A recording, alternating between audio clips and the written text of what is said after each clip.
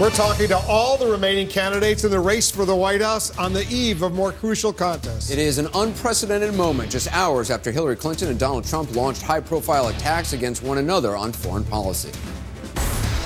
Tonight, from the nation's capital, the final 5 presidential candidates on volatility around the world. We need steady hands, not a president who says he's neutral on Monday, pro-Israel on Tuesday, and who knows what on Wednesday. Well, I think I'm very different than Hillary Clinton. She doesn't know anything about my policy. I mean, she wouldn't know anything about it. Her policies obviously didn't work. All you have to do is look at Libya. Closer to home. Tough questions about a turbulent campaign. If you want to beat Donald Trump, the way to do it is beat Donald at the ballot box. They're going to pick the most experienced, the person who can beat Hillary Clinton, me. Supporting each other will always trump selfishness.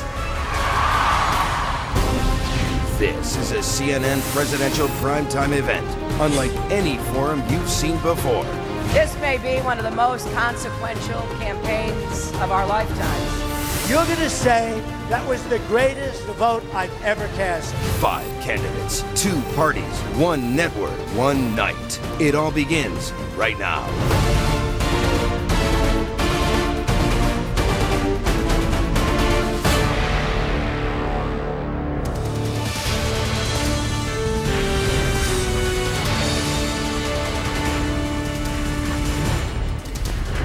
And welcome to our CNN election special. We are about to hear from the final 5, all the presidential candidates still in contention for the nation's highest office. The Republican governor of Ohio, John Kasich, joins us now. Thanks very much for starting us off tonight. Appreciate it. Good to be with you. Let's talk about AIPAC, a speech today there. You said there is not any prospect for peace until the Palestinian Authority, Hamas, and Hezbollah, in your words, take real steps to live peacefully. They also have to recognize Israel as a Jewish state. That doesn't sound like there's really a chance for peace, in your opinion? Because, I mean, Hezbollah, Hamas, well, you know, recognizing Israel? Why are we living in a dream world until they recognize Israel's right to exist? How could you ever have a two-state solution? I mean, you know, this is pretty clear. You know, when the Prime Minister came here, talked about the Iran deal, he talked about the fundamental change that he thought they should have exhibited before we signed an agreement. I found it to be pretty compelling. Is there anything you could do as president to move Hezbollah, to move Hamas, to move the Palestinian Authority in that direction? Well, there's always a way in which you would talk back channels, and then we do have some limited leverage over the Palestinian Authority. But look, the Palestinian Authority has been, you know, they've been feeding a lot of hatred for, 30, 40, 50 years, and teaching their kids about suicide killers and all these other crazy things. So, I mean, are there back channels in which you can say, look, a two-state solution is possible, but there's just some preconditions. You don't ever go to an event or a negotiation where you don't have some sense of how it's going to work out, because then it becomes an experience in nothing but frustration, and that's not where you want to be. In the speech today, you also said we cannot be neutral in defending our allies, reference no doubt to Donald Trump, who talked about being neutral in negotiations. Would Donald Trump be a staunch enough ally of Israel? Well, you ask him, okay? I can just tell you about me. 35 years I've supported Israel. But it's not just Israel. You know, we clearly have to make sure we strengthen NATO. We have to make sure that Putin understands that we will arm the Ukrainians so they can fight for freedom, with providing them with the lethal defensive equipment that they need. We need to make it clear to the Chinese what we expect from them. And it doesn't mean we have to rattle sabers. We should not get involved in civil wars. But clearly, you know, when it comes to ISIS, we have to destroy ISIS with a coalition of the Arabs and also the Europeans led by us. I mean, these are simple things, really. What about military aid to Israel? When you were the senior Republican on the House Budget Committee, you proposed cuts to a lot of federal programs, freezing military aid to Israel. Israel currently receives, I think, about $3 billion in aid. Would that still be on the table? Would that be an area to cut, or do you think... We still have to continue to make sure that Israel has military superiority, particularly in the air. And, of course, I was a supporter of the Iron Dome, which is really critical in early days, the Arrow program. No, I think that we don't want to ever put them in a position of where they don't have superiority. So no cuts to Israel attack on military aid? Well, I don't see any reason to do that or to say that today. We want to make sure that they're strong and that they're the strongest in the region. You also said today Jerusalem is the eternal capital of Israel. That's your quote. The last 3 Republican presidents, though, did not move the U.S. Embassy to Jerusalem, did not recognize Jerusalem as the capital. Why were they wrong? Well, take the statement for what it is. It is the eternal capital of Israel, Jerusalem. Should the embassy be there? The US well, embassy? I would prefer that, but I think we have other things we have to do up front, which is to make sure they have security, back channels to the Palestinians. And, you know, I'm told today that there's some progress with the Palestinians in terms of keeping some of the lid on the violence. I mean, the stabbings have been terrible, but perhaps there are still some things that they do to try to keep a lid on the situation. My whole point, Anderson, as regard Israel and the whole Middle East, is we look for stability. We're not going to have any long-term peace. It's a matter of getting through each day with a lid on things over there. So we can make some more progress, but it's tough right now. Ted Cruz has talked about acknowledging Jerusalem as the capital on day one, moving the embassy there. You're saying that's a mistake? No, I'm just saying let's take one thing at a time. You know, look, Does it impact the peace process well, if you do that? Look, there's some things that you say that you know are just going to get you nowhere. But nobody made a stronger speech today about my support over all of my professional career for Israel and what I think we need to do vis-a-vis the Palestinians, Hamas, Hezbollah, Iran. I called for the suspension of the Iran nuclear agreement because of their ballistic missile violations and basically violating the spirit of the agreement. But look, Anderson, it's easy to make a lot of statements, but when you have a lot of experience in this matter, which I had, serving 18 years on the Armed Services Committee and then being in the Pentagon after 9/11 at the request of Secretary Rumsfeld to help solve some of their problems over there, you learn to choose your words carefully, and I think today I was very strong in that speech. I received an overwhelming response from the beginning and all the way through that talk. And I think I've said enough at this point. You have a lot of government experience. Donald Trump trumpets his business experience making. I had that too. Making deals. What is the difference between? I mean, is experience in business, making deals in business, does it transfer to statesmanship? Does it transfer between making deals between countries, or is that a whole other? Well, that's a good question because, frankly, when you're a politician, people wonder if you can transfer it to business. I did. I had good success when I worked as a banker and as a board member. Secondly, you know, in business, there's not an automatic ability to understand politics. It's not the same. Some people can make the transition. Is it easier to make deals in business, or are there a lot more kind of moving? I mean, you're dealing with countries. You're dealing with a lot of factors. Yeah, I think it is more complicated, more nuanced, and but you know, I had great success in terms of business agreements, and of course, the balanced budget, which I was able to do with the Clinton administration, in addition to welfare reform, and, by the way, massive reform of the Pentagon. I was involved in some of the most significant things there, and then in Ohio. But I have to say that the time I was in business, the almost 10 years I was out, was absolutely invaluable to me to understand in a real way what moves the economy, but it's back and forth. Look, I'm the only one that has both the legislative and the executive and the business experience in the race. You talked about the Pentagon. Donald Trump said to CNN today it's time to rethink NATO because it costs too much, that NATO partners should be ponying up more. Does that make any sense to you? No. We're going to have to strengthen NATO. In fact, NATO has to be stronger, not only vis-a-vis Putin and what could happen over there in Central and Eastern Europe, but at the same time, we want our allies to be able to share intelligence with us. We need to come closer together. And frankly, they have to be part of the coalition to be able to destroy ISIS, along with the Muslim Arabs. Is it reckless, then, of a potential leader to talk about? I would never speak that way because we need NATO. NATO is important. Now, we all wish they would do more. So you're saying it sends a wrong message to say that kind of thing? Well, I don't think anybody's paying that much attention right now. But as a leader of this country, you want to be very careful, and I wouldn't say that now. Because, Anderson, look, it's cooperation on the intelligence side. It's cooperation, frankly, on the ability to put coalitions together, to work against Iran if they violate the agreement. There's so many reasons that which we need to have stronger relationships around the world, and not just with NATO. We have to strengthen our relationship with some of our allies in the Middle East, particularly the Egyptians, the Jordanians, the Gulf states, the Saudis. That's a tricky little situation there. Now, I'll tell you another place we have to keep our eye on that's really valuable, and that's Turkey. Mm-hmm. And, now the talk with... There's a suicide bombing there. Well, I know that, and they're blaming that on ISIS. But the situation is, in Europe now, they're trying to work a deal both with most particularly Turkey to try to deal with the problem of the migrants, the refugees. What's interesting is They're now beginning to talk about perhaps this is an opening for Turkey to get in the EU. We need to pull Turkey to the west. We don't need Turkey to go to the east. They are a gateway to what we need to do in the Middle East. You're talking about ISIS. You said today one of the pillars of your presidency would be to keep ISIS out of Libya. Would you actually use U.S. troops to do that? First of all, I have to tell you that was a major mistake of the administration and Hillary. We should have let Gaddafi stay there. He was cooperating with us.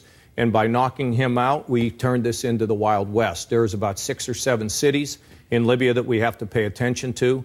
We could use some air power, but I would not be for going on the ground in Libya. We can support people that want to deal with the situation there. But when it relates to ISIS in both Iraq and also in Syria, it's going to be necessary to do it. There was so another you're thing. saying Libya is worse now than it was under Gaddafi? You would have kept Gaddafi in power. Listen, anytime you mess in a civil war, anytime you start getting in the middle of these kind of problems directly, which is what we did, you create problems. And so look, it was a mistake to overthrow Gaddafi? It was a terrible mistake, and it was Hillary that really pushed it.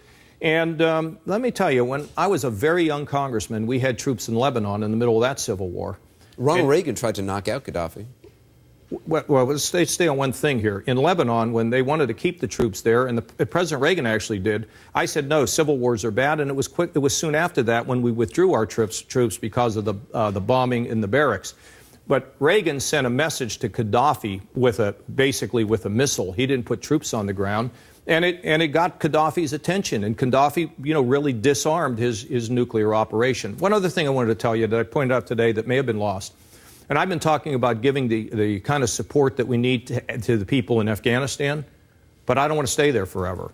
Give them the support, give them the air power that they need, let them be able to manage on the ground and in the air, but the United States should not be in Afghanistan for the rest of our lives. Can the U.S. affect change in Afghanistan without having a presence on the ground? Well, I think there's a way in which we could, in fact, be able to deal with trouble when they pop up. But to have a huge troop presence there for a very long time, I don't think makes sense. Force, special forces, something like that. Yeah, but you don't want to set a timeline. That's another big mistake.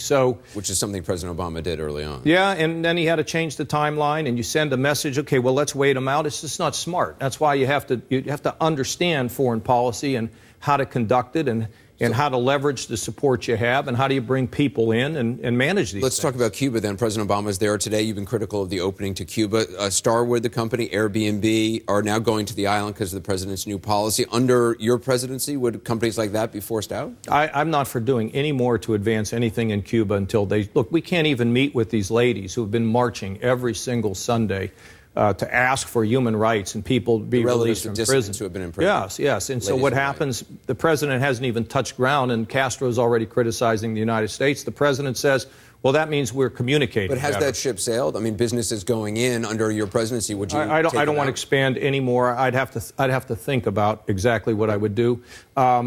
But let me say one other thing, Anderson. We talk about NATO. It is absolutely critical that the president be work with NATO now so that if Iran does violate that nuclear deal that he put together, that we put the sanctions back on. Some people say rip it up right now. Well, I've called for a freeze on the nuclear deal because of the ballistic missile violations and violating the spirit of the deal. But if they, in fact, violate the deal in principle, we wouldn't have to want to do this alone. We'd want to do this with the Europeans. And you know what the problem gets to be? Money. People go over, they make money, and then time comes to take action, and we put money ahead of what we know is security. When I asked you about NATO and Trump, you essentially kind of said, look, as a leader, you wouldn't say that kind of thing. I'm not saying it now. Right. And you've been very careful not to directly attack Donald Trump. You're look, he's just dead wrong on NATO. He's dead wrong on what he said on these things. Do you think he's ready to be leader of the free world? Look, that's up to the people to decide. That gets to be personal about my feelings about his competence.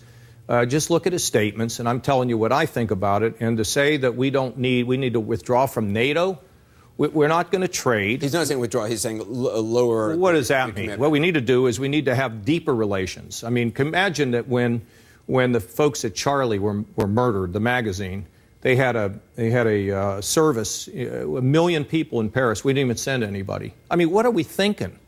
I mean, how do we diss an ally like Israel, not even have the president meet with the prime minister? These are or a red line, or dumping Gaddafi out. I mean, these are things that really sow confusion in the minds of not only our friends, but in the minds of our enemies. Let's talk here immigration. Arizona votes tomorrow, as you no doubt know. Major issue there, obviously, immigration. The last debate, you said you could pass a bill to put undocumented immigrants on a path to legalization in your first 100 days in office, which really puts you at odds with the two remaining Republican presidential candidates. I'm at odds with them on a number of issues. But closer to Hillary Clinton than you are to the Republicans. Well, look, Anderson, Ronald Reagan himself tried to solve this problem. We never finished the border. My position's been clear.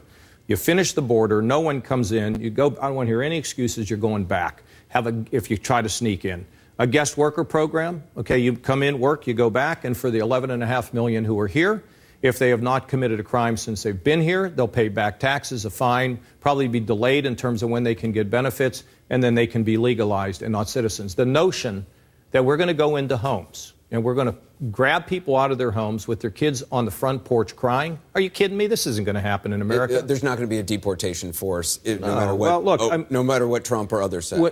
Well, it's never happened, and they quote these things that are just not accurate. I mean, look, if you have a deportation order, you're going to have to leave. That's the law in America.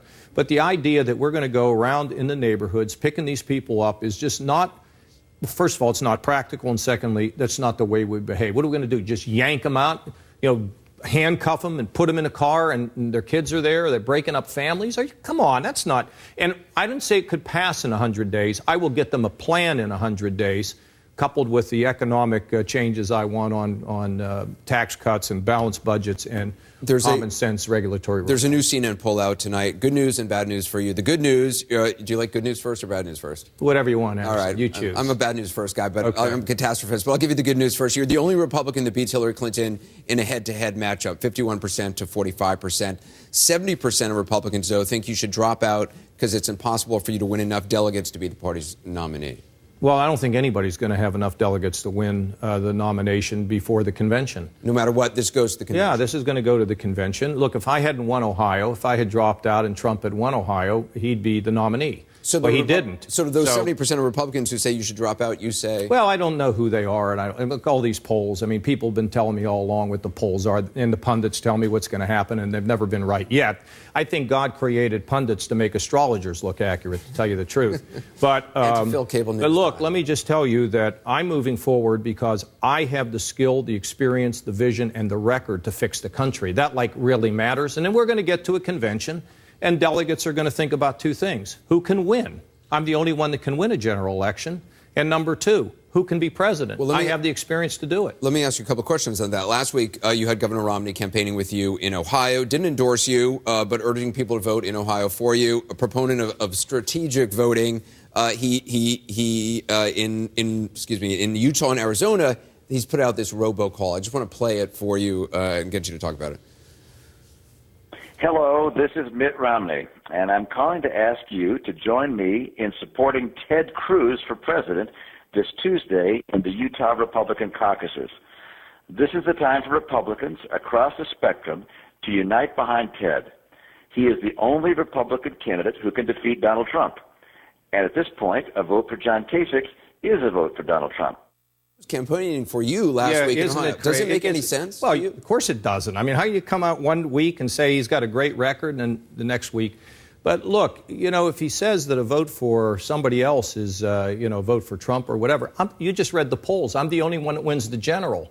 I mean, what are we thinking about? I don't get this. Are we thinking about just what happens in a Republican primary? We have to win the general election. We have to beat Hillary. And we have to have somebody that has both domestic and foreign policy experience, of which I have. Today, Senator Ted Cruz, and he's going to be out here shortly, said if you weren't in the race, he could get enough delegates to win the nomination. And he suggested that you're staying in as an audition to be Trump's vice president. What do you say to Cruz? Well, first of all, there is zero chance that I would be vice president with either of them. And secondly, no chance. Zero. Below zero, actually. And secondly... You don't want it? Wouldn't be interested? Not interested. Not interested. And secondly, Anderson, if I hadn't won Ohio, Trump would be the nominee right now. People forget that. They wanted me to get out and get behind Marco. Great guy, by the way.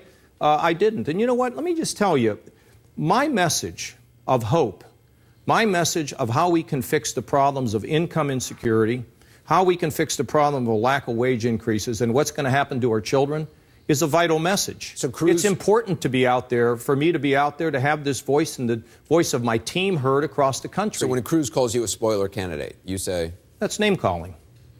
That's name calling. Don't name call. John Boehner, former House Speaker, good friend of yours going back to your days in Congress, he said, quote, if we don't have a nominee who can win on the first ballot, talking about at a convention, I'm for none of the above. They all had a chance to win. None of them won. I'm for Paul Ryan to be our nomination. He walked that statement back. Should it be? He said he was for me. He did. Yeah. Should the nomination be limited to somebody who ran? I'm not going to tell the delegates what to do on this. I mean, I've been to a convention in 1976 when Ronald Reagan, by the way, took on an incumbent president by the name of Gerald Ford. We got together. The delegates were extremely serious, as they always will be.